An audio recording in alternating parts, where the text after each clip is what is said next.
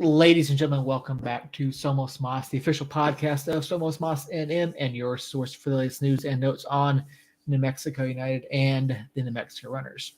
My name, of course, is Seth Bidoff, and this is Somos Moss Instant Reacts to New Mexico United versus the Oakland Roots this evening. Joining me, we have Jacob Terrell. Obviously, New Mexico United lost this evening by a final of 1-0 in Oakland. I just don't even know. I mean, obviously, there's not a lot of good to take away from this match. I disagree slightly. Okay, so you and I were in a group text with friend of the show, Harry Austin, and I said, "Hey, defensively we've looked all right so far, up until the goal." And you told me, no, we look pretty shit, especially on the counter. Now you're hashtag team optimist, and you're saying there's good things to take away from this. I didn't say we looked like shit, especially on the counter. I said we looked like shit we looked vulnerable on the counter was my exact words. Close enough. No, because I thought when we weren't in the counter, when Oakland had possession, we were rock solid. Yeah. They were not getting through there. But too many times we got caught out, and this easily could have been 1-0 at halftime, if not for basically Oakland just not knowing how to counter properly. They had two opportunities off the top of my head where if the guy with the ball makes the right pass, we're screwed. But instead, he passed it the other way in one scenario, and he dribbled too much in the second scenario and saved our ass. Now, those were two plays that I'm actually going to take your role here and call out Ryden for getting caught a little too flat-footed and a little too far out, and was beat behind a couple times there in the first half. And then, of course, the goal comes on the counter. That was pretty well played by Oakland. Not a whole lot we could have done. But on the flip side, I thought offensively there were some positives to take out of this match. We definitely created more opportunities than we did in Miami, which obviously isn't saying much. The Miami match was pretty far and in between on as far as chances are concerned. The style of play that Zach likes to play with possession and breaking down an opponent is like 70% there, it feels like. I feel like we had good possession. We had purpose with our possession a lot of the times, and we were just one or two touches away from having a real good chance. And when you have a ref, I am going to bring up the ref because it was a joke. That was pathetic. I'm not one to typically do that. It takes like a Loudon-esque match for me to talk about the ref. And this guy, I don't think he was quite to the Loudon-esque match or point. He just, I know this. I don't know his name. I've seen him before, but he always seems to have a little man syndrome, essentially, where he wants to be the center of attention and he wants to control the show. And he showed that early with two early yellows to Sam and Santi for delay of game in the first half of a 0-0 game. I don't know what the hell he was doing there, but that, and then, I mean, an Oscar to the Oakland player that got Justin kicked out. There was contact, but it wasn't nearly the shove that the Oakland player would like you to think. And I would argue the same on Sam's yellow too. Like, yes, no, Sam's yellow was for delay. No, Sam slid in. Sam slid, made the tackle, and the Roots players, like, was Sam there late? No. Like, I felt like the Oakland player dragged his feet a bit, caught Sam, and fell. Like, there was some discussion over on the Mexican United subreddit. saying that Sam caught his back leg. Well, that's not Sam's fault. Sam made a pretty damn good tackle on that ball. And the Oakland player, fell over him. So, but no, I mean, this was so Santi's yellow is listed as a foul. I didn't see a foul. I don't know what foul was there. And then as far as Sam's yellow, Sam's was dissent, and then it might have been Justin's first. I don't even remember now. Yeah, it was Justin's first. Yeah. Like it's Justin's slide. Like I felt like it was fine. Like I don't know. I don't. But yeah, the referee made some very questionable calls, and then there were arguably similar strength of fouls going the opposite way from Oakland that weren't getting called. So I don't know. And then, yeah, it was a rough night. And then I know the match got moved a couple of days ago. Do want to point, we do have Harry and Robert over in the chat. Appreciate you guys here. They are questioning where Earl is. Earl is in the chat instead of being on the pod. So I assume Earl is still watching WrestleMania tonight. But I mean, the location of the match got moved a handful of days ago to a collegiate stadium, which looked like shit. The big piles of carpet sitting in the middle of the goal areas looked terrible. You could see the lips of the turf. The ball was doing funny things all night. It was just, I don't know. It was just an ugly, ugly night. I mean, arguably the best moment of the night for us was Bee's shot from around 27 yards out, which it came fairly close to netting that one, but there wasn't a whole lot of bend on it. So Blanchette was able to easily get to it. But yeah, I mean, it's just, I don't know. Not Seth is distraught right now. He is. It looks like his puppy just died. He doesn't know what to say, what to do. I'm surprised I don't see a tear, if I'm being honest. Yeah, I don't know. It's early. It's been a weird. Okay, hold on. Backtrack just there. I wasn't happy with the result, obviously. Wasn't happy with the match. Thought the defense looked suspect on the counter. Offense didn't create quite enough solid chances. I expect the game flow the game flow on Twitter to be, I don't know, probably like 1.5 for Oakland and like maybe like 0.4 or 5 for us. But at the same time, I'm going to go on a list of excuses here.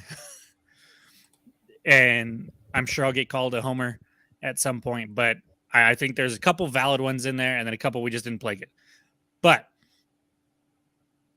I don't know what that is. That's Reddit. Oh, okay. That's our match thread from Reddit. That's it? No, there's more. I can't read it. So so I will say 1, the pitch, and 2, the ref, obviously, right?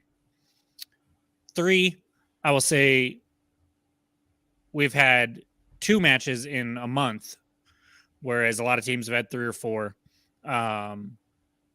So it's been like this start and stop type stuff that's weird. We've got a lot of new attacking play pieces in place that look fairly good. I thought Hurst, I know he didn't get the service, but I thought he did pretty well on a couple chances of hold-up play that he had. And then Dolan came in there and same thing. I thought, if the 9's not getting service in our system, that's how they're going to hold up play and they're going to pass it out to the wings and then they're going to want service in. The service never came. I don't even know how many crosses we had. It couldn't have been more than 10. If I'll tell you. Give me just 2 seconds. I'll tell you. But the pitch was bad. The ref was bad.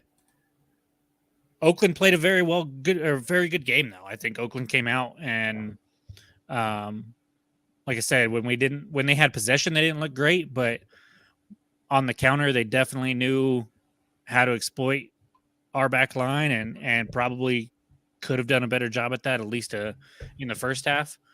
But we had 7 crosses. Yeah, I mean, just nothing compared to the first match, if I'm remembering correctly. But it just at the end of the day, wasn't great. But now we've got Open Cup Tuesday to get kind of right back on the right track again. Then we go to Monterey Bay the next week. Harry and Robert both just watched Monterey Bay lose to San Antonio because that's what San Antonio does for some reason. Yeah, I disagree with that, Robert. Our outfield grass is actually very good. The infield where you lay it over, obviously that's always going to be an issue, but yeah, that just Yeah, no, I mean, just looking at that pitch, you could see whatever they laid in the middle of the goal areas, you could see the lip on it, and it just looked funky. And obviously, and we talked about this, a couple of years ago when we played in Salt Lake. These turf fields do funny things to the ball. Like they don't bounce right. They have a lot of extra pace on the ball, and it just it was an ugly field. And I know Oakland did the best that they could on short notice, but Santi only bright spot. Sorry, go ahead with Earl's comment. Yeah, Santi was the only bright spot in my opinion, and that early shot that was almost in. That wasn't even a good shot. No, it wasn't. That was all the pitch. That was all the pitch. My question on the pitch is, it's a soccer stadium and a soccer field. Why is there a landing strip at the goal, at each goal mouth? I don't know. And if you looked at the camera angle when we were at I'm going to call it the north end in the first half, Alex is in the goal, and there's like a giant pile of something in the back in the middle of the goal. Did you notice that? No. Yeah, it's like this giant raised thing in the back of the goal. I'm like, what is that? Like, why does it look so bad? But yeah, I mean, our crossing wasn't great. Our passing wasn't great in general. Our distribution wasn't great. We didn't get the ball into the area. We didn't, again, 2 weeks in a row, we didn't get Hurst service. We didn't get Darling service. We haven't looked like the same team that we saw in the preseason. And again, we've talked about it. Preseason is completely different. As good as we looked, we're not playing against first teams. We're playing against a lot of academy guys, unsigned guys, trialists who are trying to get onto these teams. So there's still work to be done. I mean, I thought Sam played well even after the first yellow. I thought the other guys who picked up yellows early played very well after the fact. They adapted, and to counter some of the arguments over on the subreddit, like Zach doesn't have a lack of discipline in this side, because there are some comments saying there's a lack of discipline. I don't think that's it. I don't think it's a lack of discipline. Like this tonight, all of the fouls, that was the ref. Like there's a lot of those calls that don't get called any other game.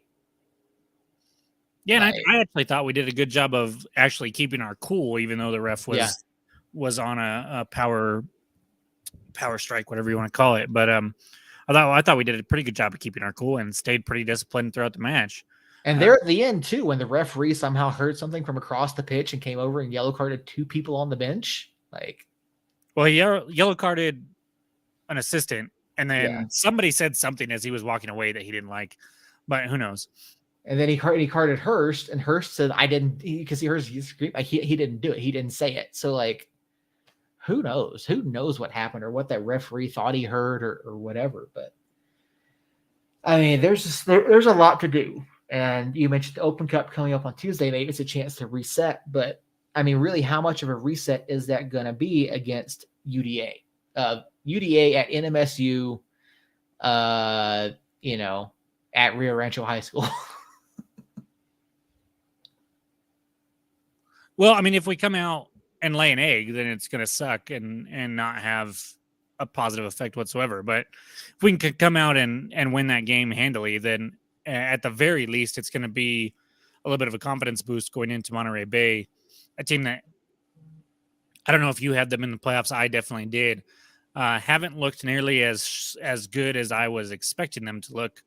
Although I didn't watch tonight's match. I know they lost, but I didn't watch it. So I'm not panicking whatsoever, obviously. I'm not calling for Prince's head. I'm not calling for whole changes to the lineup. I actually thought, like, if you went through and looked at everybody individually, I thought, Hurst probably stuck out the least because he didn't get service. I thought Santi was way better this match than the last match.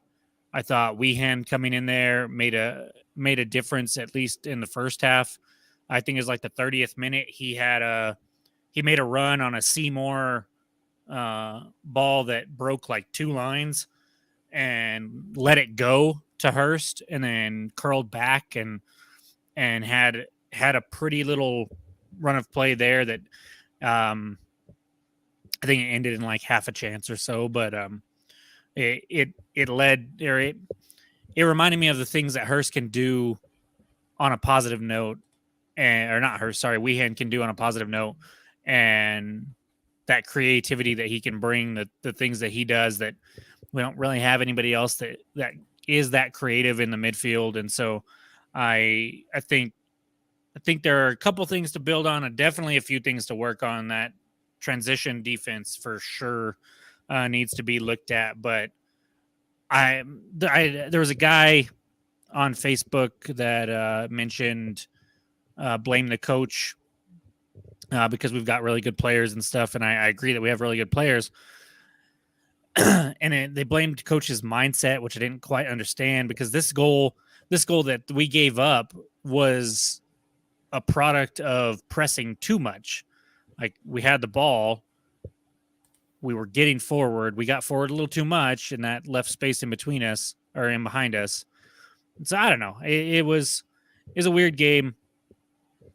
I think, when you go to the West Coast and have a ref like that, you're playing a little bit later on your body thinks it's a little bit later. I mean, it's 10:49 right now. We recorded last match at 7:30. So definitely a difference there. And so I don't know. I'm going to chalk it up to meh, whatever, and move on. And I think that's what the team will do. And hopefully we can come back Tuesday night and lay one on a lower league opponent there, and then carry that into Monterey Bay and hope for some positive changes there. Yeah, it's definitely hoping for a more positive outcome on Tuesday. Definitely some things that need to be worked on. And again, like people are saying on the subreddit as well that it's a lack of discipline from Prince. That's where the team gets it. That's like, you look at the goal that we conceded. That was, everybody reacted as though the ball from Formella was going in the goal, but it didn't. Like, he played it back towards the center of the area where Rodriguez was able to pick up. No one reacted to Rodriguez. No one reacted to the ball. That's not on Prince. Like, that's on the guys trying to read the situation and not making the right decision. That you can't blame Zach for that. Like, Zach has no control over that. I mean, as a player, you're taught, get to the goal and try to defend that goal line. I mean, you're also taught, read the situation, read where the ball is going, read the players, close down the players. And there were some times that we really didn't do that very well tonight. But yeah, no, it's game 2. Game 2 of the season. We've got a long, long way to go. Prince out is not the answer. Not at this point. Like, you've got to give some more time. Again, we've had a very broken start to the season. Unlike some of these other clubs who played 2, 3, 4 matches already. We had the actual first week of the season off. Played our first match. Had another week off. So, yeah, the guys are in training. But if you listen to the away broadcast tonight, they said that it's really hard to get into a rhythm when you have that sort of broken up start to a season, that sort of broken up season. And we asked Zach about that, when he was on the show, that they'd much rather be out there playing. instead of sitting back and not having the opportunity to play. So I think that's part of it too. And once we see these guys start playing regularly and get into a rhythm, I think things are going to improve as well. Yeah, and it didn't help that we saw Nico Brett score a brace in a win for Legion, and Romario Williams score the only goal for Colorado Springs against Loudoun in a win. You see players that Nico didn't play terrible. Romario was bad for us. Nico was pretty good when he was healthy.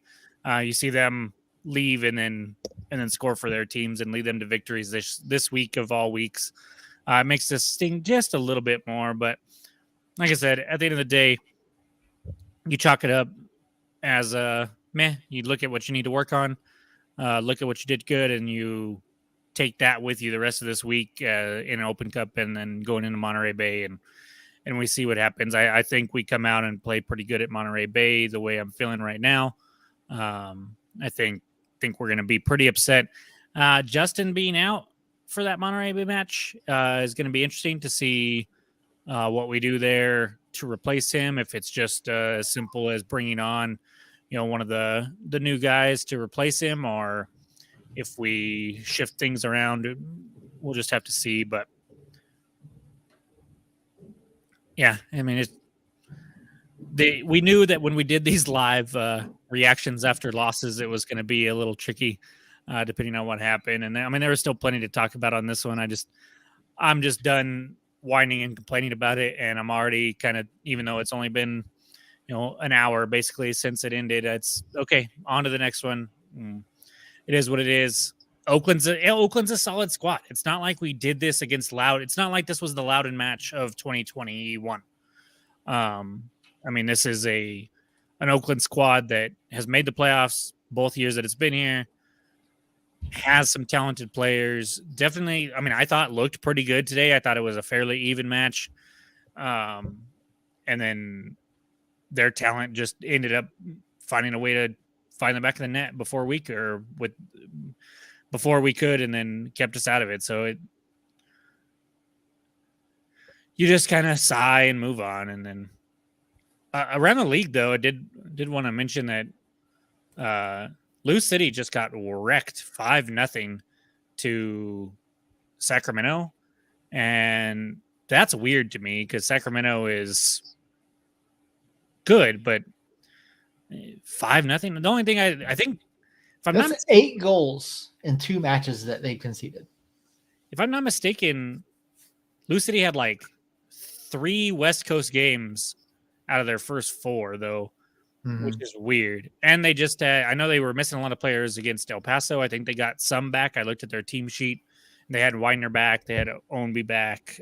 Lancaster was still back, or was still there. But just a weird result there. You had Phoenix drawing with San Diego. Of course, you had San Antonio beating Monterey Bay.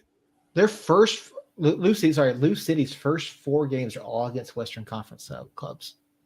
Yeah, one of them was at home, but the other 3 were, I think, on the West Coast, basically. Yeah, so they beat Orange County on the road 3-1.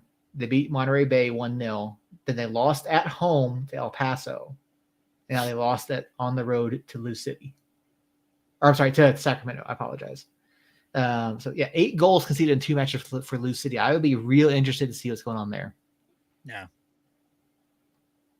I'm not too worried. I think they bounce back, but definitely a weird result for sure. But with that being said, I think I've talked about the game as much as I can. What about you? I'm ready to move on. Open Cup. So I am planning on going to that match on Tuesday night. I don't know what the situation is going to be there in terms of like Wi-Fi, internet access, all that kind of stuff. The club is still planning on broadcasting that match. I spoke with Chris Hurst this morning. That is the plan, but the club has not announced the actual plan. So that was the last that he had heard as of today. So so him and Tyler Ortega are both planning on they've both been asked to be on the call for that match. So keep an eye out for information regarding a stream of the Tuesday night Open Cup match. And then you and Earl, if you guys want to pop on live afterwards, talk about it, by all means. I'll obviously be driving back. So it'll end about 9. Maybe we can have you set that up, or you should be able to. If not, I'll set it up. But I think the last time I tried, I just needed the YouTube password and didn't. Oh, okay, yeah, that's right. Couldn't get it your code because it went to your phone, but we'll figure that out. Me and Earl can hop on if Earl's going to be available, and then you can hop on when you get home, and we can do the rest of our regular Tuesday night broadcast. So if that ends up being the plan, guys, then Tuesday night at 9:00, we'll be on. We'll break down the Open Cup match, assuming me and Earl can watch it from our homes respectively. And then we'll go into our normal, we'll probably talk about tonight's match a little bit. We'll talk about Monterey Bay coming up. We'll talk about any news between now and then. And it'll be business as usual for next week. Hopefully we can get a W on Tuesday and build a little momentum going into Monterey Bay. And yeah, I'm excited for the Open Cup to be getting into full swing, whether it's our games or not. The Open Cup's always a fun and exciting competition there, and that'll be United's next game. Like Seth has mentioned, it'll be Tuesday, 7:00, out in Rio Rancho High School, and then broadcast somewhere. Hopefully we get those details soon. I know David said we were going to get him the other day, so I imagine something came up, and we'll be looking at, or they'll be announcing that soon, as long as that's still the case. So until Tuesday night at 9, we'll see Seth, myself, and Earl there, hopefully. And what are you doing, cat? The kids are asleep, but of course my cat's Garfield. My cat is a fat orange cat that loves food. Was fed this morning, but not quite as much as she normally gets. Like maybe like a quarter of a cup less than what she normally gets. And now she's scratching at the brand new cat food bag that I have on the floor right there because she wants food because she's a fat cat. You'll get fed tomorrow, Winnie. Anyways, I thought we were going to get through this pretty easy because it was late. My kids have been asleep for a while, but no, the cat had to make an appearance. Cat doesn't usually make an appearance. It's the dog, it's the kids, it's the wife, but not usually the cat. So I guess she wanted her 5 minutes of fame here on the podcast. So again, Harry, Robert, thank you. Earl, thank you for being in the chat since you weren't here with us like you should be, but whatever. We'll be back Tuesday, like I said, 9:00. And until then, somos unidos and keep your heads up.